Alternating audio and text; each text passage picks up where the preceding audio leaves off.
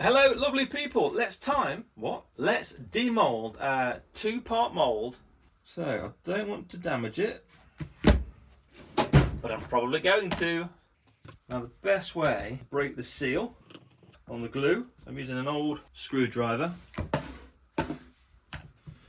Just lift up the glue, because the glue sticks really well. Ooh.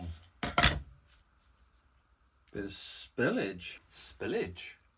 From above, we are very gently going to be removing the clay.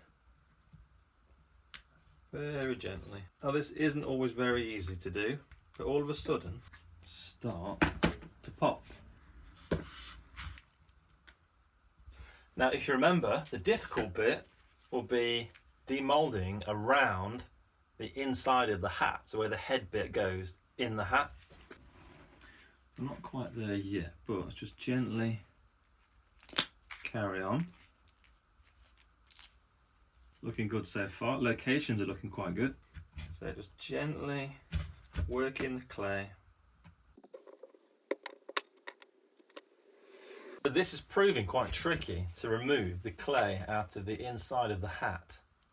And the best thing to do here is to remove it from the actual surroundings so I can get into the gaps that I can't get into. But I'm very happy so far. This side of the two-part mould is relatively clean. Ignore the red blob. This was me playing with acrylic markers. So now we're ready for the next pour.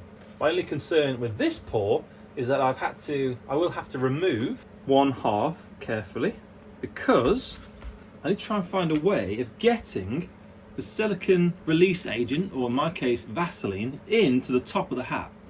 So the best way to do that is to take it out of this enclosure, but in doing so I'm going to break the bond with the side of the enclosure and then the mould. So that gap there is going to be a problem when it comes to pouring. So I'm going to have to then reseal it with hot glue. So let's just get started. There's the mould. Now it's quite difficult to get rid of these little bits of clay because it seems to be quite well bonded to that surface of the silicone. Now you can get it off, but it's not going to be a huge problem for us given the amount of location points I've put on this mould. Let's get some Vaseline and a brush. So while I'm doing that, I will just get the hot glue gun going for the next step, which will be sealing the mould once again around the base. Let's wait for this to heat up. Now last time this took quite a few glue sticks, so let's get some more out ready to go. Now this Vaseline is very thick. It's not really the consistency that we need. So when you put the Vaseline onto the one half of your silicone mould, it needs to be done in quite a warm space. Otherwise, your Vaseline is very claggy and then it'll start to impact the detail of what you're trying to mould. So here we go. Really pushing it into the kind of head enclosure. Now I do know that to get this piece out, I will need to cut the mould. So once we are comfortable that we have a nice covering of Vaseline, and then just to make sure the edges are pretty, we're just going to go around the edge just to make sure it's nice and tight to the mould. And that looks good to me. So there we go. We have the Vaseline release agent on our mould. This is what we casted in, so let's reuse this. So I'm just going to line up the detail. So I poured this from above. So this goes in one of these ways. It looks like it's that way. So if I just match up the detail, and there we go. So that's back on the enclosure the way it should be. I'm going to grab a board, and then as always, when you first start casting, I'm going to just reseal it to the board using hot glue, because we all love a bit of hot glue.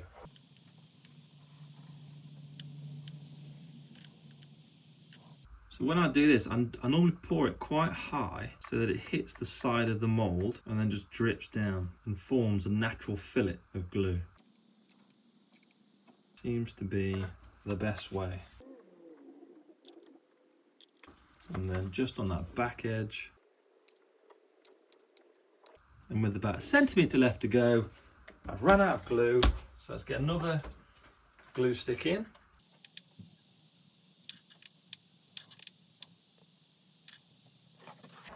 And there we have it. I say nicely sealed, it's just sealed. It looks a bit messy though. I've missed a bit there. Let's blob some back on. There we go. I don't really expect this to leak much, but you never know. So I'm going to unplug my glue gun and put the heater back on because it's freezing in my garage. Right, so that's ready to go. Next phase, before I mix up the silicone, I'm going to reuse an existing mould. You will have seen in previous videos, if you've watched them, that I did modelling out of air dried clay and casting in silicone. I made a little rabbit head. Now this rabbit head was a little experiment I did, just to kind of understand two-part silicone moulding, enclosures, pouring techniques and blah blah blah. That's captured in another video. So really, this silicone can be reused, which is two-part mould where this little puppy came from, Bunny. And then just very carefully, very safely, I'm gonna chop up the silicone. Really careful here, so you don't hurt your fingers. Scissors. Scissors work really well. Look at all these chunky bits. Right, how cool is that? Right, this is going to go scissored. Wow, it cuts so nicely. Now the smaller the better, because I can just very easily then just kind of slide it into the mould as I'm pouring in the liquid silicone. Well, I'm very pleased with the amount of little bits of silicone here. I'm going to capture these bits in here so it's nice and neat. So pop them aside, get this little man back.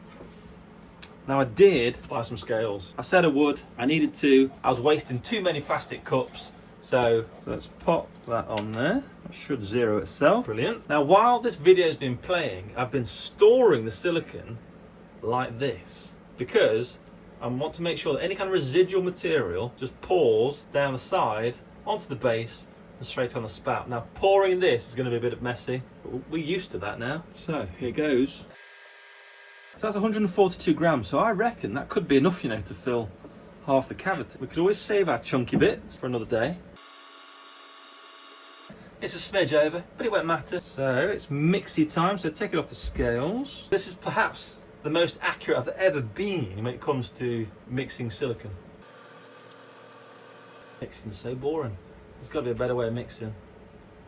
I need to make a silicone mixing machine. We'll pop that somewhere to go off.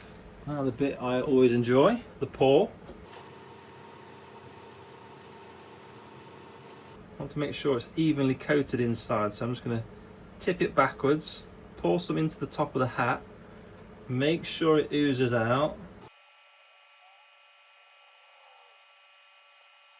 I do have some left over, not a huge amount, so not a bad guess. We can reuse it because we'll just chop it up and use it as a chunky bit. Now that'll be my control cup. I'll leave this cup out to go off and I'll pop back in about 3 hours or so just to make sure that things are going okay and there's no major leaks. It looks fine to me as it is. So let's wait for this to go off. Join me in the next video where we'll demold it and pour our very first polyurethane Christmas hat / general hat. If you've liked what you've seen today, please like and subscribe, and I'll see you in the next one. Goodbye.